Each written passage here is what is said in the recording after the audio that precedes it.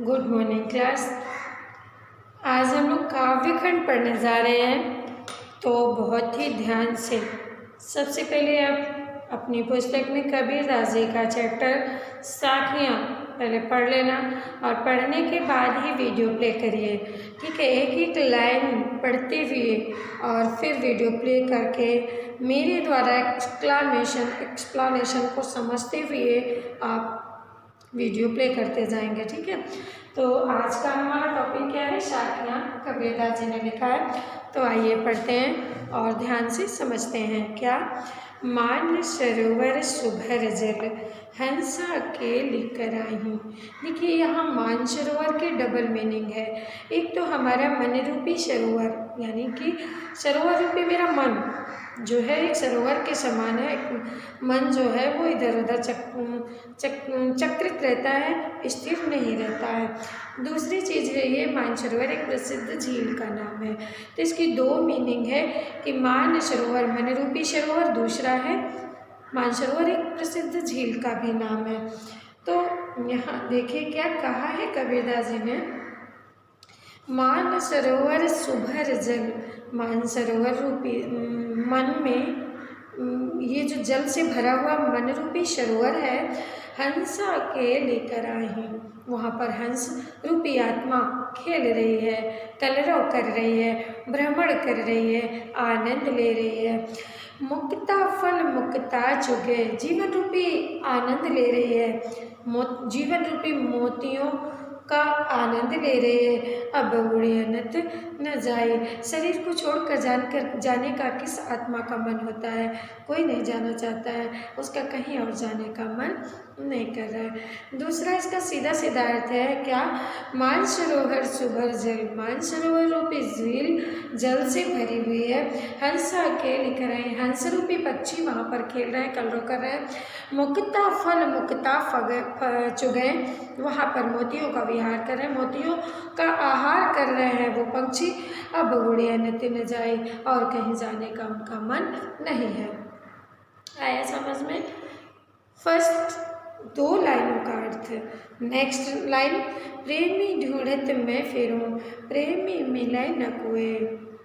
कबीरदास जी ने कहा कि मैं ऐसे व्यक्ति की तलाश करता हूँ, मनुष्य जीवन भर ऐसे व्यक्ति की तलाश करता है जो प्रेम करने वाला हो, जो एक दूसरे के प्रेम को समझने वाला हो। ऐसे व्यक्ति की तलाश करते हैं, लेकिन प्रेमी मिले न कोई, लेकिन किसी को कोई प्रेमी नहीं मिलता है। और प्रेमी को प्रेमी मिले, अगर ये देख प्रेम करने वाले को दूसरा प्रेम करने वाला मिल जाए तो सब विष अमृत हो, तो सब पूरा जो विष है संसार का, जितनी भी कड़वाहट है वो मिठाई में बदल जाए, वो अमृत में बदल जाए। यानी कि आपस में भाईचारा उत्पन्न हो जाए, ईर्ष्या द्वेष खत्म हो जाए, लोगों के अंदर अपनापन की भावना आ जाए। तो जिस दिन प्रेमी को प्रेमी मिल जाएगा, प्रेम करने वाले को दूसरा प्रेम करने वाला मिल जाएगा, उस दिन संसार से समस्त बुराइयों का नाश हो जाएगा। आगे देखिए थर्ड पैराग्राफ। हस्ती चढ़िए ज्ञान की, सहज दुलीचा डारी। हस्ती हाथी, हस्ती मीन्स हाथी। हाथी बलशाली पशु है और ज्ञान भी बहुत बलशाली होता है। तो यहाँ पर कबीरदास जी ने हाथी को ज्ञान से, हाथी की ज्ञान से तुलना किया है। हाथी बलशाली पशु है, ज्ञान उससे भी बड़ा बलशाली है। ठीक है, तो हस्ती चढ़िए ज्ञान की। कबीरदास जी ने कहा कि जिस प्रकार बलशाली पशु विशालकाय शरीर वाला हाथी होता है, उसी प्रकार जिसके पास ज्ञान की प्राप्ति होती है वो भी विशालकाय होता है। ठीक है, और सहज दुलीचा डारे, यानी कि जिस ज्ञानी व्यक्ति होता है वो दुलीचा मतलब आसन लगा करके बैठ जाता है और श्वान में वो अपने ज्ञान का वर्णन करता है और उसे दुनिया से मतलब नहीं होता है। जो ज्ञानी होता है वो दुनिया से मतलब नहीं रखता है, अपने काम से काम रखता है, दूसरों से फिजूल की चर्चा नहीं करता, शांत रहता है। श्वान रूप संसार है, भूखा न दे झक मारे। और क्या कहा उन्होंने, श्वान रूप मतलब ये कुत्ता, श्वान मीन्स कुत्ता होता है, ये संसार कुत्तों की तरह भौंकता रहता है। यानी जो अज्ञानी पुरुष है इस संसार में, उनकी तुलना श्वान से यानी कुत्तों से की है कबीरदास जी ने।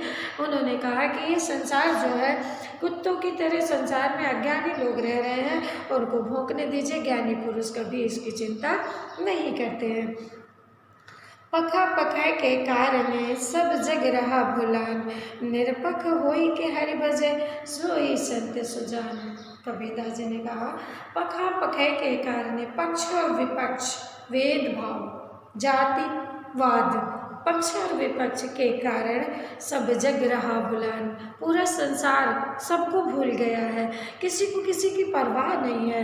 निरपक्ष होई के हरि भजे, जो किसी पक्ष में नहीं पड़ता है, जो किसी विपक्ष में नहीं पड़ता, जिसको किसी से कुछ लेना देना नहीं है, वो हरि का भजन करता है जो व्यक्ति, सोई संत सुजान, वही सच्चा संत है, वही सच्चा संत है।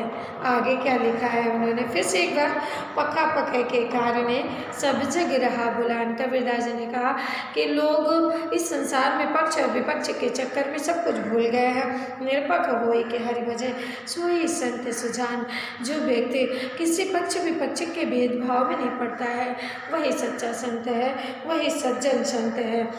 हिंदू मुआ राम कहे, मुसलमान खुदाए, कहे रहीम कबीर सो जीवता, जो धूके निकट न जाए। कबीरदास जी ने कहा हिंदू मरता है पूरा जीवन राम राम का भजन करते हुए, वो कहता है मेरा ईश्वर राम है, और मुस्लिम कहता है मेरा ईश्वर अल्लाह है, खुदा है। तो हिंदू मुआ राम कहे, मुसलमान खुदाए। कबीरदास जी ने कहा कहे कबीर सो जीवता, उन्होंने खंडन किया है कि ना हिंदू का राम है ना मुस्लिम का अल्लाह है, वही व्यक्ति जीवित है, वही व्यक्ति सच्चा है, जो दोनों के निकट यानी दोनों में भेदभाव नहीं करता, दोनों को एक समझता है, वही सच्चा व्यक्ति है। आगे देखिए, काबा फिर काशी भया, राम ही भया रहीम। काबा फिर काशी भया, काबा मस्जिद है, ठीक है, मक्का मदीना के पास। तो काबा फिर काशी भया, जिस प्रकार मक्का मदीना में मस्जिद है और वहाँ पर और काशी भया यानी कि जैसे शिव जी का मंदिर है, हिंदुओं का शिव, उनका काबा, मुस्लिम का काबा, राम ही भया रहीम, और राम ही रहीम है। तो कैसे भेद हुआ, जिस प्रकार काबा काशी है, राम ही रहीम है वो। और उन्होंने तुलना क्या किया, मोट चून मैदा भया, यानी कि जैसे गेहूं को पीस करके मोटा बना दो तो आटा, और उसको महीन कर दो तो मैदा, चून मीन्स आटा होता है, मोट चून मैदा हुआ, यानी मोटे मोटे आटे को पीस दो और दोबारा महीन कर दो तो वो मैदा बन जाता है तो गेहूं का ही, तो अंतर कैसा हुआ, तो मोट चून मैदा हुआ। बैठ कबीरा जी, कबीरदास जी कहते हैं जिसे बैठकर हम लोग खाते, जीमी मीन्स खाना, जीवनार करना। तो हम कैसे भेदभाव कर सकते हैं, हिंदू मुआ राम कहे, काबा फिर काशी भया, राम ही भया रहीम, वही काबा है, वही काशी है, वही राम है, वही रहीम है। आपस में भेदभाव नहीं करना चाहिए। मोट चून मैदा भया, बैठ कबीरा जी, जिस प्रकार मोटा चून मैदा हो जाता है और हम सभी बैठकर भोजन उसी का करते हैं, तो कैसा भेदभाव आपस में। आगे उन्होंने क्या कहा, ऊंचे कुल का जन्म लिया, जिसने ऊंचे कुल में जन्म लिया है, जिस व्यक्ति ने ऊंचे कुल में जन्म तो ले लिया पर करनी नीची हुए, लेकिन ऊंचे कुल में जन्म तो लिया लेकिन कर्म उसके नीचे है, नीच कर्म है। नित्य प्रति मदिरा पान कर रहा है और नित्य प्रति मांस मच्छी का भोजन कर रहा है, कुकर्म कर रहा है, गलत काम कर रहा है, किसी के साथ बुरा कर रहा है, तो ऐसे ऊंचे कुल में जन्म लेने वाले व्यक्ति की क्या स्थिति होती है। सुवर्ण कलश सुरा भरा, जैसे सोने के कलश में, शुरा में मदिरा शराब, सोने के कलश में शराब को भर दिया जाए, साधु निंदा सोए, सज्जन लोग उसकी निंदा करते हैं, उसके सोने का महत्व नहीं रह जाता, क्योंकि उसके अंदर भरा तो मदिरा है, उसकी तुलना मदिरा से कर दी गई है। तो उसी प्रकार ऊंचे कुल में जन्म लेने वाले व्यक्ति से ऊंचा नहीं हो जाता है, जबकि कर्म ऊंचे करिए तो व्यक्ति ऊंचा कहलाता है। प्रधानता कर्मों को दी गई है, ना कि जन्म लेने वाले व्यक्ति को दी गई है। आया समझ में?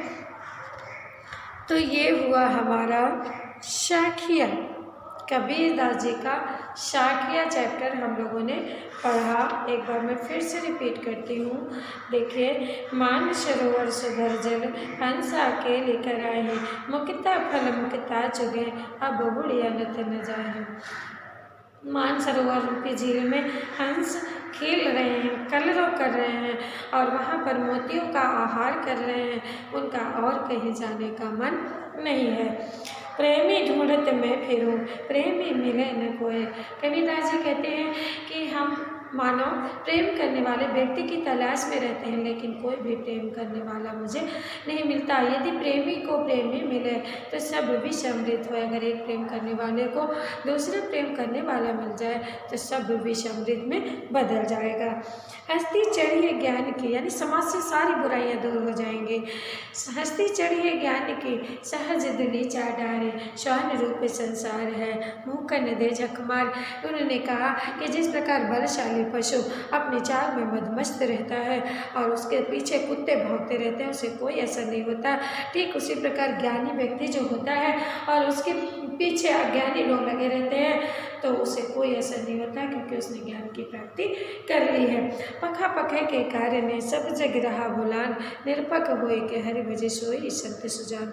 उन्होंने कहा सज्जन संत कौन होता है, अच्छा संत कौन होता है, जो किसी पक्ष और विपक्ष में नहीं पड़ता है, धर्म निरपेक्ष होकर के सच्चे प्रभु की पूजा करता है, वही सच्चा संत होता है। आगे उन्होंने लिखा हिंद मुआ राम कहीं, मुसलमान खुदाई और कहें कबीर सो जीवता जो दूर के निकट न जाए।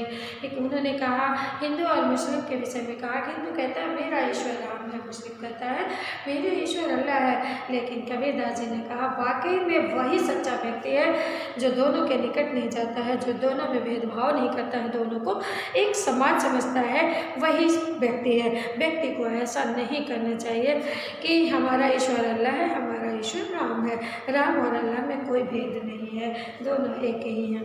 आगे उन्होंने क्या लिखा, काबा फिर काशी भया, राम ही भया रहीम। जिस प्रकार काबा काशी है, राम ही रहीम है, उसी प्रकार मोटे चूर्ण मैदा हुआ। उन्होंने उदाहरण दिया कि गेहूँ को पीस करके आटा बनाया जाता है, गेहूँ को पीस करके मैदा भी बनाया जाता है, तो गेहूँ से ही तो दोनों चीज़ें बनी, जिसे बैठकर हम लोग बड़े प्रेम से खाते हैं। तो अंतर कैसा हुआ, क्यों उसको मैदा और उसको आटा कहा गया? बस अंतर इतना है कि वो मोटा है और वो पतला है। काबा ऊंचे कुल में जन्म या, यहाँ पर उन्होंने ऊंचे कुल में जन्म लेने वालों पर टिप्पणी की है क्या कि जो लोग ऊंचे कुल में जन्म ले लेते हैं अपने अहंकार में डूब जाते हैं, चाहे भले ही वो जैसी करनी करते रहें। लेकिन उन्होंने इस बात का खंडन किया है कि ऊंचे कुल में जन्म लेने मात्र से आप ऊंचे नहीं हो जाएंगे, आपके कर्म ऊंचे होने चाहिए। अगर आपने ऊंचे कुल में जन्म लेने के बाद मांस मदिरा का सेवन करना स्टार्ट कर दिया, गलत काम किया, कोई अनैतिक कार्य करना स्टार्ट कर दिया, तो आपके ऊंचे कुल की मर्यादा का उल्लंघन हो जाएगा। और यदि आप ऊंचे कुल नीचे कुल में जन्म लेकर के अच्छे कार्य करते हैं तो उच्च कुल का वो कहलाएगा जिसने उच्च कर्म किए। अर्थात उन्होंने कर्मों की प्रधानता दिया है, ना कि ऊंचे कुल की प्रधानता दिया है। ठीक है, तो इस तरह से मैंने आपको रिपीट किया। मैं आशा करती हूँ कि आपको अच्छे से समझ में आ गया होगा। वीडियो को बार बार प्ले करें, बार बार समझने का प्रयास करें, अवश्य समझ में आएगा। ठीक है, जैसे हम वीडियो के थ्रू हर चीज़ को समझ लेते हैं, हमारी कोई भी समस्या होती है हम लोग गूगल में तुरंत सर्च करते हैं, हर पॉइंट आउट करते हैं, पॉइंट को नोट करके तुरंत उसको सर्च करते हैं और हमारी बात समझ में आ जाती है। वैसे ही अब हमें अपने वीडियो को इसी तरह से समझना है। ठीक है, और समझ करके उसको अच्छे से मनन करना है। धन्यवाद बच्चों।